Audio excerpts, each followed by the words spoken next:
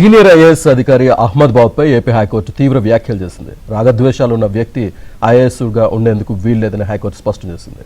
చట్టమన్నా court ఉత్తర్వులన్నా Ahmed బాబుకు గౌరవం లేదని, ఆరోపణలపై విచారణ జరపాలని కేంద్రాన్ని కోరతామని హైకోర్టు తెలిపింది.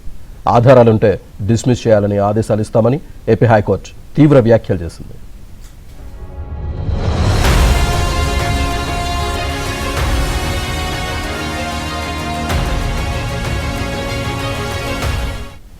సీనియర్ ఐఏఎస్ అధికారిపై హైకోర్టు తీవ్ర వ్యాఖ్యలకు సంబంధించి పూర్తి సమాచారాన్ని మా ఏపీ బ్యూరో చీఫ్ రామారావు అందిస్తారు. రామారావు.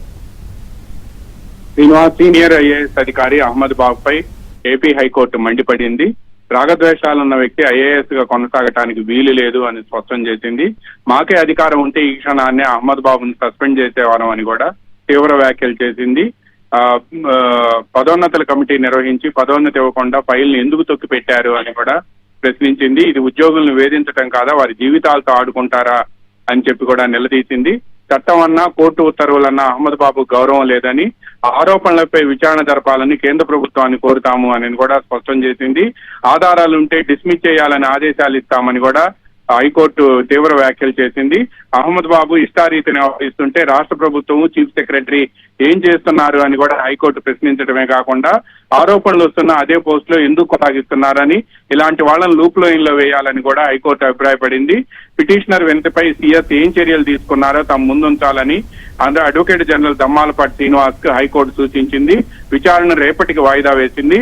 పన్ను వసూళ్లలో అక్రమాలకు పాల్పడ్డారని, ఉద్యోగులకు పదోన్నతులు ఇవ్వకుండా వేధిస్తున్న chief commissioner of state taxes Ahmed బాబుపై చర్యలు తీసుకునేలా కేంద్ర విజిలెన్స్ కమిషనర్ ఆదేశించాలని కోరుతూ ఏపీ ప్రభుత్వోద్యోగుల సంఘం ప్రధాన కార్యదర్శి ఎం రమేష్ కుమార్ హైకోర్టులో ఇటీవల పిటిషన్ దాఖలు చేశారు.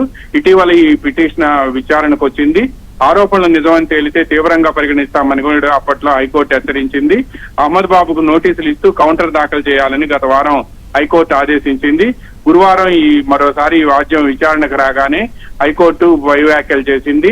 మళ్ళా విచారణ రేపటికి వాయిదా వేయటమే కాకుండా ఈ లోపు అహ్మద్ బాబుపై సీఎస్ ఏం చర్యలు తీసుకున్నారో, పిటిషనర్ చేసిన విజ్ఞప్తిని ఎలా పరిగణించారో కూడా తమ ముందుంచాలి అని కూడా అడ్వకేట్ జనరల్ కు హైకోర్టు సూచించింది. Srinivas. Thank you very much.